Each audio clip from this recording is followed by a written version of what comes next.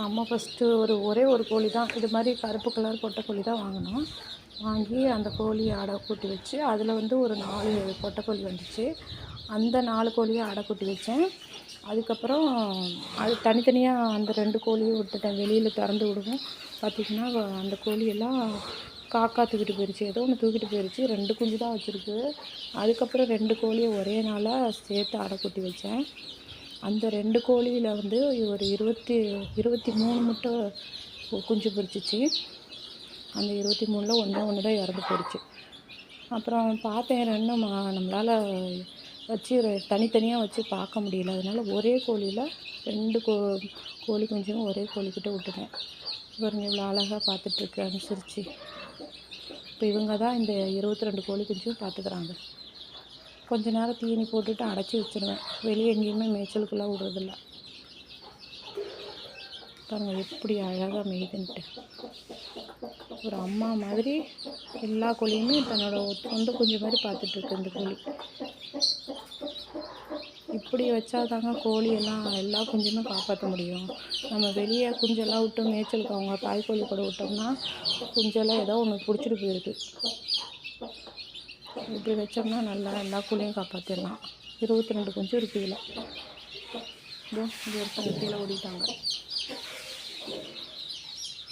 இப்போ தாங்க ஆரம்பிச்சிருக்கோம் கோழி வளர்க்குறதுக்கு. பார்ப்போம் நம்மளால் முடிஞ்ச வரைக்கும் எத்தனை கோழி வளர்க்கலாம். ஒரு பண்ணையே வைக்கணுன்ற ஆசை தான் எனக்கு. பார்க்கலாங்க. இன்னொரு கோழி முட்டைக்காக வெயிட் பண்ணிகிட்ருக்கு. இன்றைக்கி குஞ்சு பொரிக்கிறதுக்காக இன்றைக்கி 21 நாள் ஆச்சு. இவங்க இன்னைக்கு நாளைக்குள்ளே பொரிச்சிருவாங்க. இவங்களை அடை கூட்டி வச்சுருக்கேன். இவங்க என்ன பண்ணுறாங்கன்னு தெரியல. அவங்களோட விட்டா இருப்பாங்களா இருக்க மாட்டாங்களான்னு தெரியல. வாழைப்பழத்தை சாப்பிட்டாங்க போய்.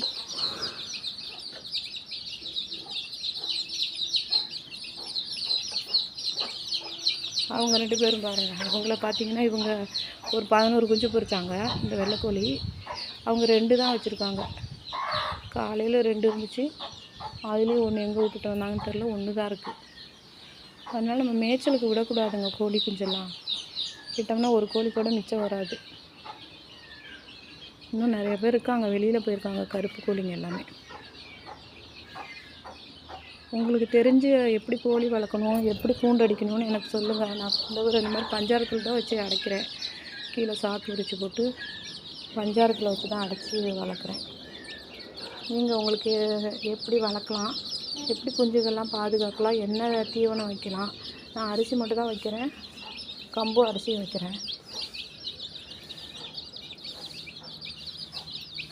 கூண்டு எப்படி அடிக்கலாம், எப்படி கோழி குஞ்சுகளெல்லாம் நோயிலேருந்து பாதுகாக்கலான்னு எனக்கு கமெண்ட் பண்ணுங்கள்.